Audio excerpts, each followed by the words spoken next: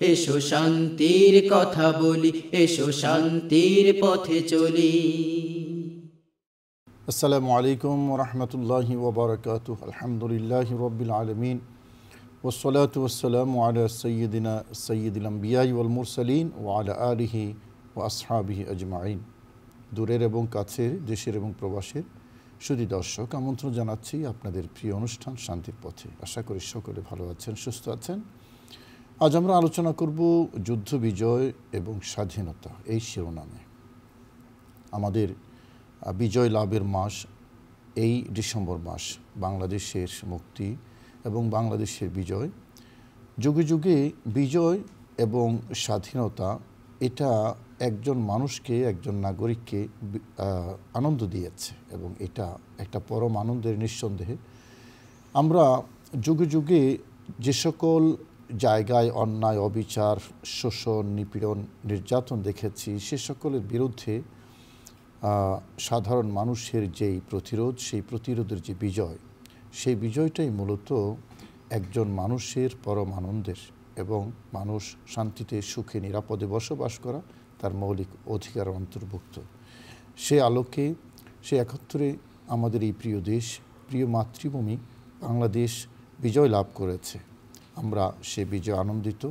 সাথে সাথে পৃথিবীর ইতিহাসে, বিশেষ করে ইসলামের ইতিহাসে যে সকল বিজয় আমাদেরকে এখনও আনন্দ দেয়, এখনও আমরা আপ্লুত হই, সেই বিজয়গুলো আমাদের জন্য মহা নিয়ামত। কোরআনে কারিমে সূরাতুল ফাতহা নামে একটি সূরা নাজিল হয়েছে, যে সূরার মধ্যে আল্লাহ পাক রব্বুল আলামিন মক্কা বিজয়, হুদায়বিয়ার সন্ধি সহ বিভিন্ন বিজয়ের প্রতি ইঙ্গিত করেছেন। আজকে আমাদের এই আলোচ্য শিরোনামে আমরা আলোচনা শুনব। আলোচনা অংশগ্রহণ করার জন্য আমাদের স্টুডিওতে আমন্ত্রিত হয়ে উপস্থিত হয়েছেন আপনাদের অত্যন্ত পরিচিত দুজন মেহমান, ঢাকা বিশ্ববিদ্যালয়ের আরবি বিভাগের সম্মানিত অধ্যাপক, বিশিষ্ট লেখক ও গবেষক ডক্টর আব্দুল আল মারুফ আছেন আমাদের সাথে। জি, আসসালামু আলাইকুম ওয়া রাহমাতুল্লাহ।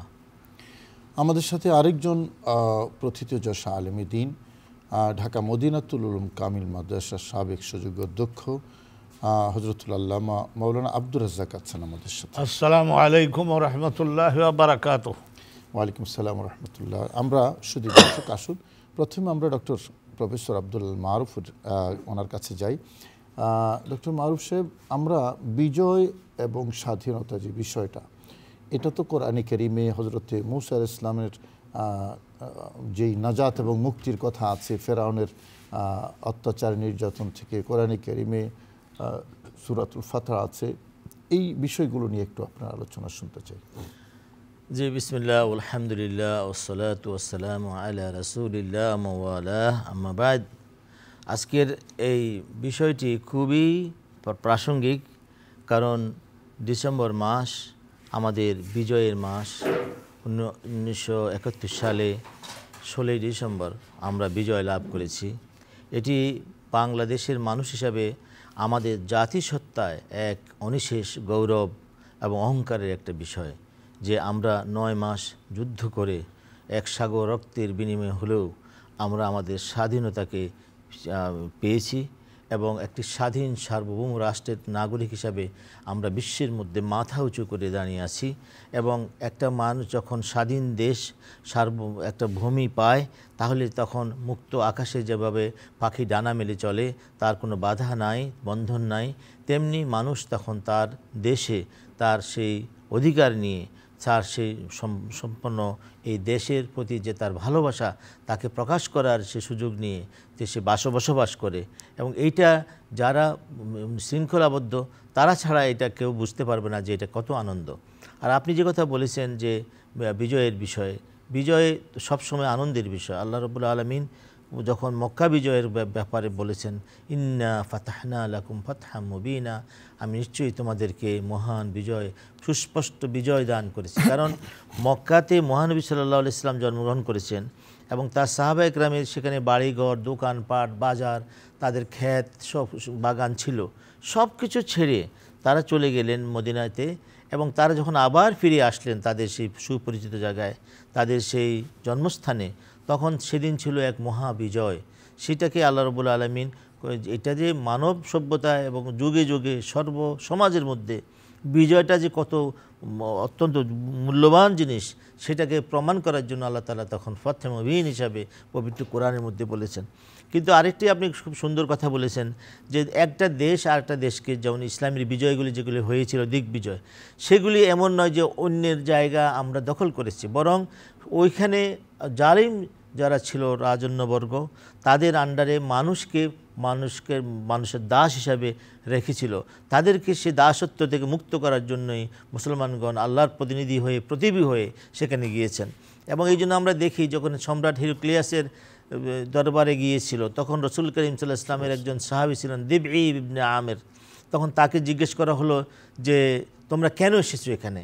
আমরা এসেছি লিনুখরিজাল ইবাদা মিন ইবাদাতিল ইবাদি ইলা ইবাদাতিল্লাহ। আল্লাহ যারা মানুষের গোলাম মানুষের বান্দা বানিয়ে রেখেছে তাদের সেইখান থেকে বের করে আল্লাহর গোলাম আল্লাহর বান্দা বানাবার জন্যই আমরা এসেছি। অর্থাৎ সেই পারস্য এবং সেই রোমান সম্রাটরা তখন তারা মুখে যা বলতো সেটাই আইন হইতো এবং দেখা গেল স্বাধীনভাবে মানুষ সেখানে বসবাস করতে পারেনি, তারা একেবারে দাস অনুদাস হিসাবে করেছে। এবং মিশরে যে আল আহরাম অর্থাৎ পিরামিডগুলো সেগুলি যে আজকে সবাই তো জানে যে বিশাল বিশাল যদি যে পাথরটা টেনেছে মানুষকে দিয়ে, অর্থাৎ মানুষকে সেখানে বান্দা বানিয়েছে, মানুষকে দাস বানিয়েছে। এবং আমরা বেশি দূর যেতে হবে না, আমাদের যখন ইউরোপরা আফ্রিকা আবিষ্কার করতে পারলো তখন দেখা গেছে আফ্রিকার স্বাধীন মানুষদেরকে কালো কালো মানুষদেরকে তারা নিয়ে ইউরোপের মধ্যে তার দাস বানিয়েছে এবং এখন তাদেরকে বন্দুকের নলের মধ্যে নিয়ে তাদের সমস্ত খেতি কৃষ্টি সব করেছে।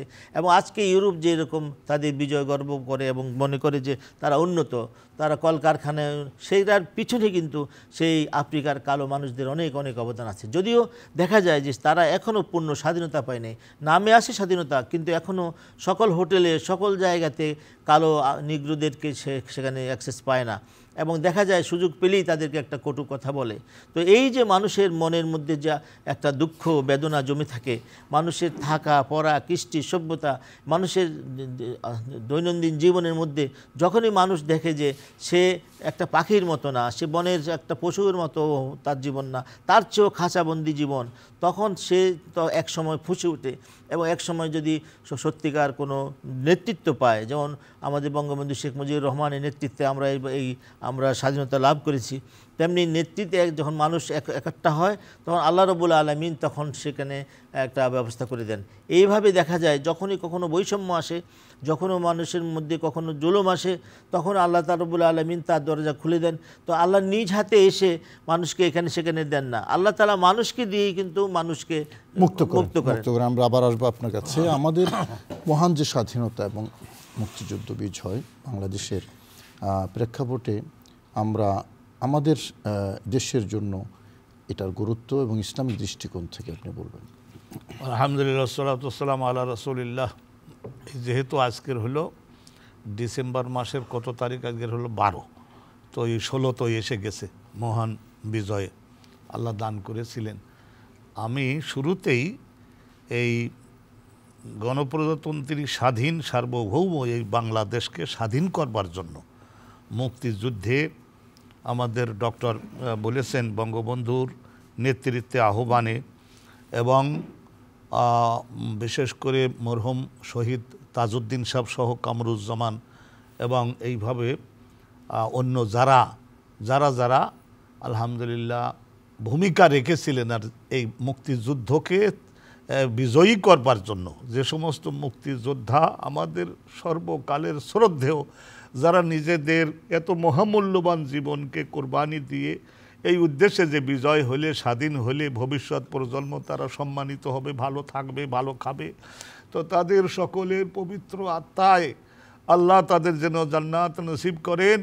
এই মোনাজাতটা আর বিশেষ করে সকল সময় আমি বলি সকল সময় যখন অধিকার থেকে বঞ্চিত করার কুপ্রয়াস চলে, দেশের কিছু কিছু লোক ব্যাকিং দেয়, বিদেশের মানুষেরা যারা ষড়যন্ত্র করে তাদের প্রতিহত করবার জন্যও যারা ভূমিকা পালন করে, এই আমরা আধুনিক দেখলাম।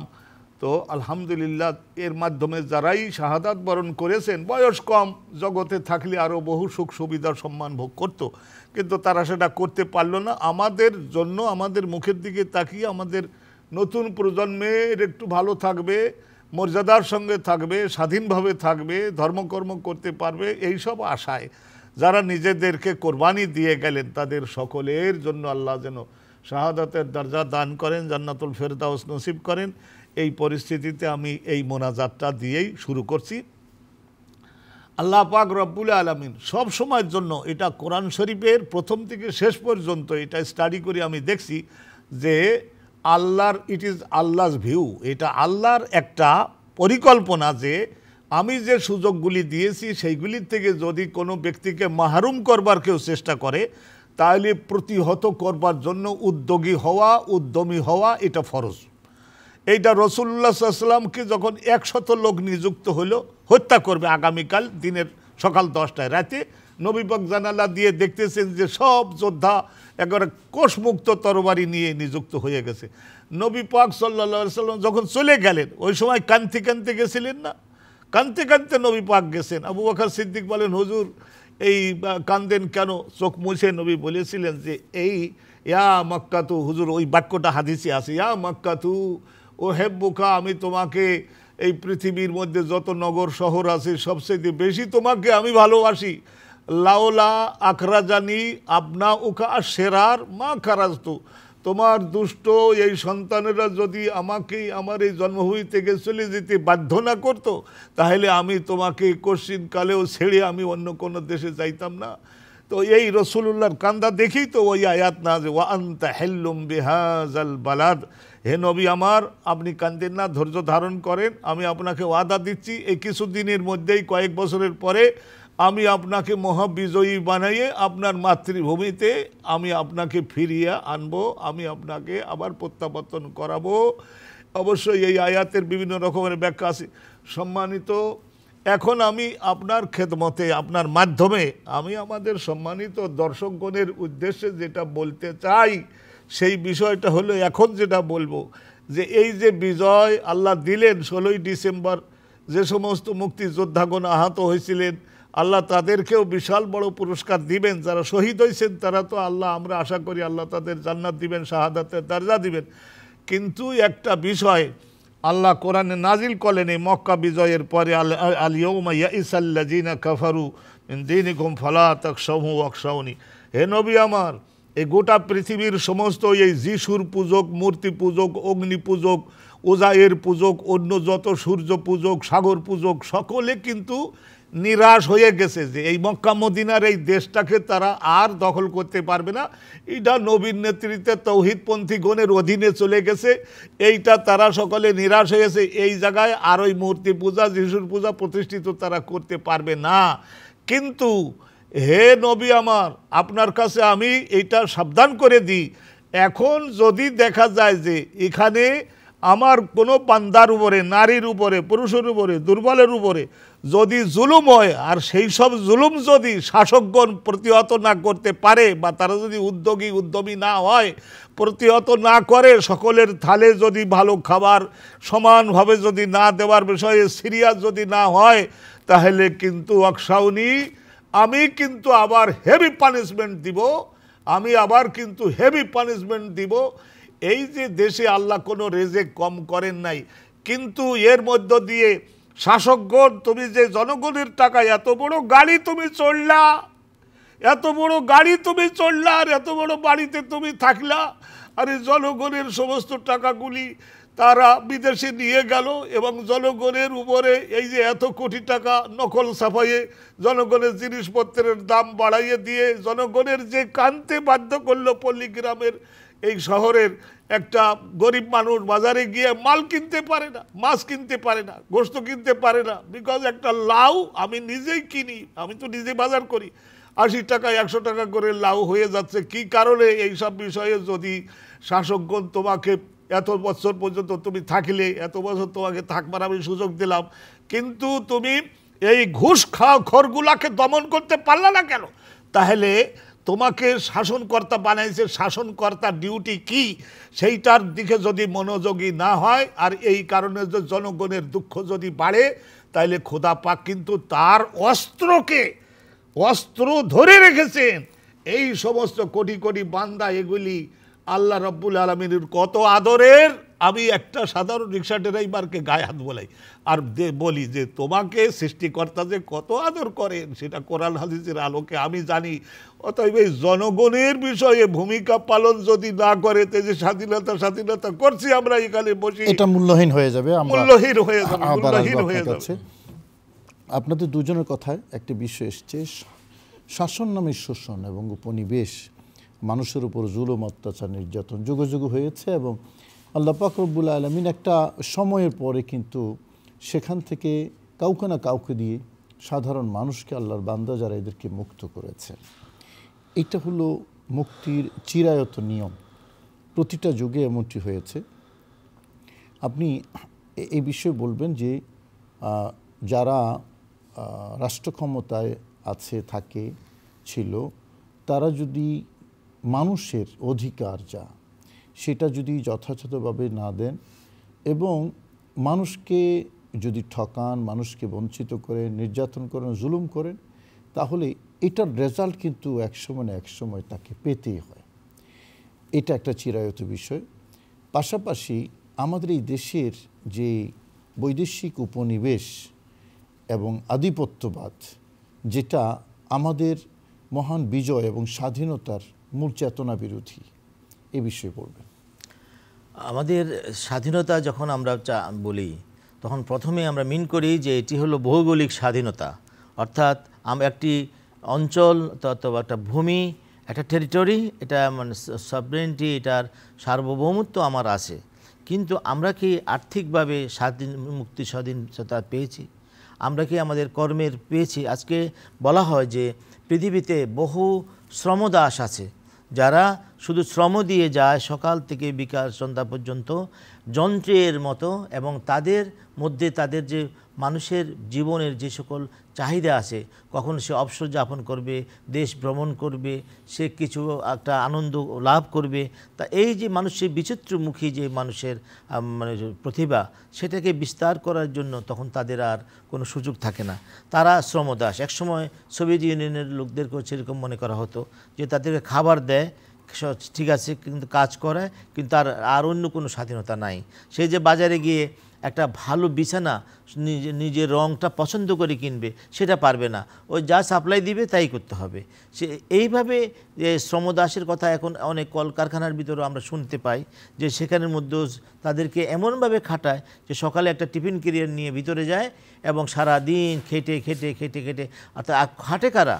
তাদের যৌবনে যখন সবচেয়ে বেশি শক্তি থাকে, তারও এক ধরনের শ্রমদাস। এবং আমাদের যারা আজকে আমরা বলি যে আমাদের কি বলে প্রবাসী যারা আমাদেরকে রেমিটেন্স সৈনিক, যোদ্ধা, এরকম অনেক কিছু আমরা বলি অভিধায়, কিন্তু আমরা কি জানি যে এখনও এমনও হয় যে মনে করেন সৌদি আরব বা এরকম একটা মরুভূমির ভিতরে কয়েকটি ছাগলের পাল নিয়ে একজন বাঙালিকে কয়েক লিটার পানি দিয়ে, খেজুর দিয়ে বলে থাকো 3 দিন থাকো এখানে, এবং তারা শেষ পর্যন্ত পথ পায় না, খুঁজে পায় না বের হওয়ার।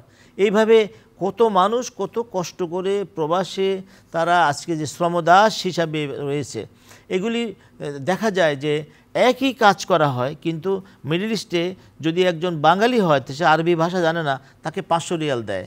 যদি সে ইন্ডিয়ান হয় তা একটু বেশি দেওয়া হয়। মিশরি হলে তাকে 1000 রিয়াল দেওয়া হয়। কাজ কিন্তু একটাই করতেছে, একই জায়গায় করতেছে। কিন্তু তার চেয়ে আবার আপনি দেখবেন যে ব্রিটেনে ভালো, ব্রিটেনে যার অবৈধ যে আর বৈধ সবারই কিন্তু কাজ যখন করে ওই যে একই রকম দেয়।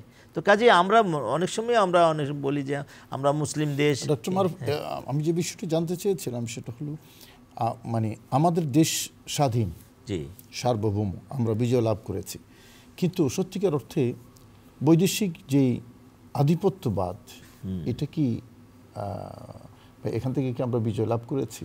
না, সেটা সেটা কেন আমরা করতে পারি না? কারণ দেখা যায় যে মানে বলে যে গরিবের বউ সকলের ভাবি, মানে যখনই কোনো একটি দরিদ্র রাষ্ট্র থাকে অথবা কোনো একটি দেশের মধ্যে গ্যাস আছে বা তেল আছে, সেই তেলটাকে নেওয়ার জন্য সেখানে একটা যুদ্ধ বাদিয়ে দেওয়া হয়। আমরা যে আরব এটার জন্য কি আমরাও কম দায়ী? হ্যাঁ, না, এই সেটার জন্য দেখা যায় সব সময় কিন্তু মুনাফিক থাকে। এই জন্য কোরআনের মধ্যে সূরা মুনাফিকুন একটা সূরাই আছে। মুনাফিক সব জায়গায় থাকে, তাদের মধ্যে দেশপ্রেম থাকে না। আজকে যারা লক্ষ লক্ষ লোক কত কষ্ট করেছে এই স্বাধীনতার জন্য, কতভাবে আত্মত্যাগ করেছে তা বলে শেষ করা যাবে না।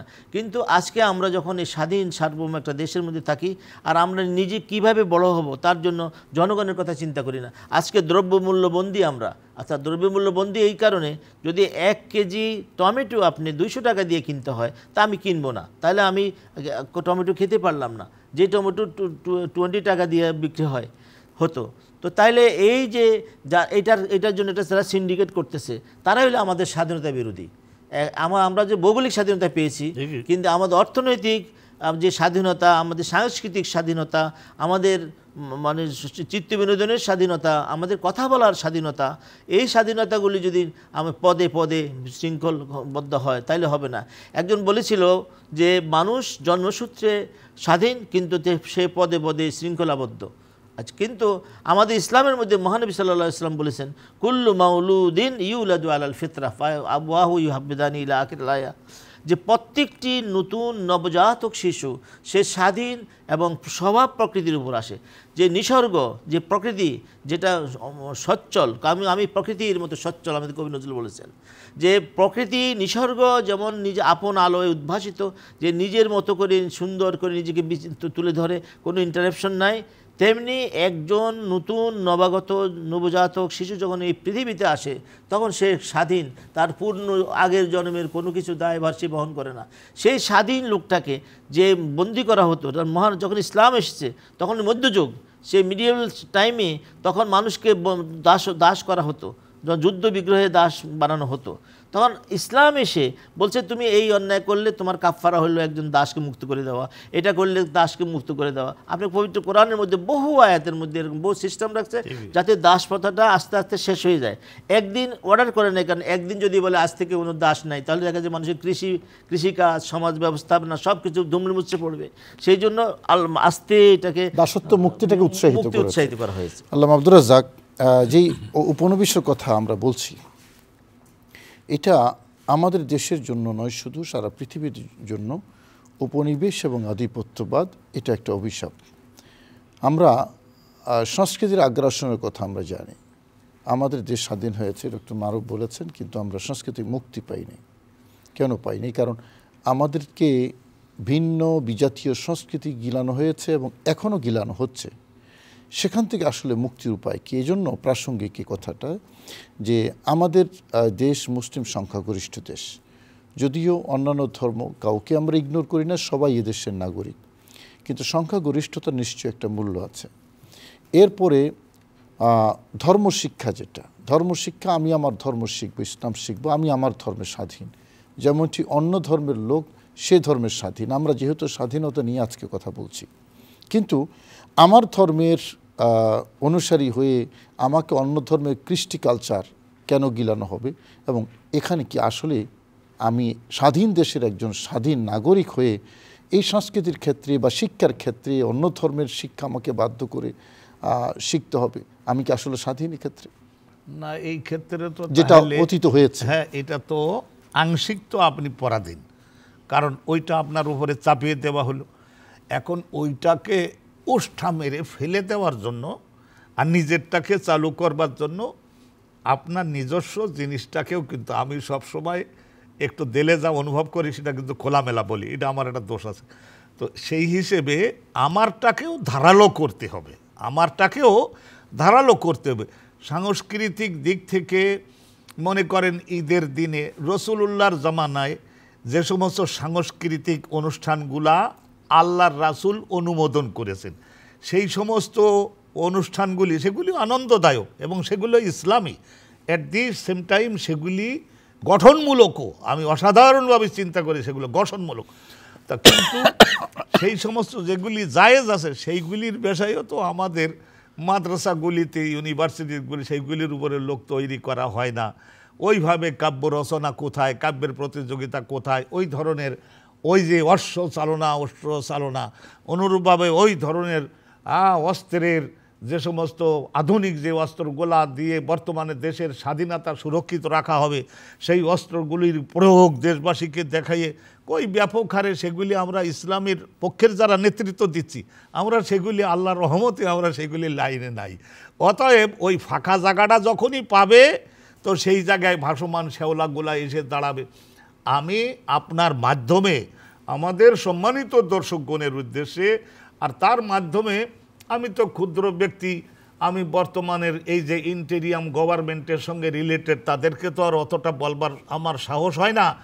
তবুও আমি বলি, এই 26 লাখ 24 লাখ অমুক দেশের লোক আছে, এই যেটা বলছেন নিশ্চয় 5-7 লক্ষ টাকা এক একজনের বেতন সব ডলারে দিতে হচ্ছে, কত তো সত্য, দিস ইজ ফ্যাক্ট। তারপরে 6 লাখ 7 লাখ টাকা বেতন পাচ্ছে, তারা দেখাতেছে যে আমার বাসা ভাড়া বাবদ চলে যাচ্ছে এখান থেকে 1 লাখ, আর আমার এই সমস্ত রাজস্বটাও ফাঁকি দিতে। তা আপনি ও যে পদে কাজ করে সেই কাজগুলি করবার মতো দেশীয় কোয়ালিফাইড লোক আপনি কি তৈরি করেছেন? আব্দুর রাজ্জাক সাহেব আছে, আলহামদুলিল্লাহ। আমরা সময় থাকলে আরও আলোচনা করতাম। আপনাদের দুজনকে ধন্যবাদ জানাচ্ছি। শুধু দর্শক, বিজয় এবং স্বাধীনতা এটা আমাদের এই দেশের জন্য বড় নিয়ামত। আমরা প্রতিটা যুগে যেমনটি বলছিলাম, এই বঞ্চনা, জুলুম, নির্যাতন, শোষণ, শাসনের নামে যে শোষণ, এটা যখন মাত্রা ছাড়িয়ে যায় তখনই মূলত একটা বিজয় আসে এবং নতুন করে মানুষ তার বিজয় উদযাপন করার জন্য উদ্গ্রীব হয়ে যায়। আমরা আমাদের এই দেশকে ভালোবাসি, আমাদের দেশের স্বাধীনতা সার্বভৌমত্ব রক্ষা করব, আমাদের এই প্রতিজ্ঞা।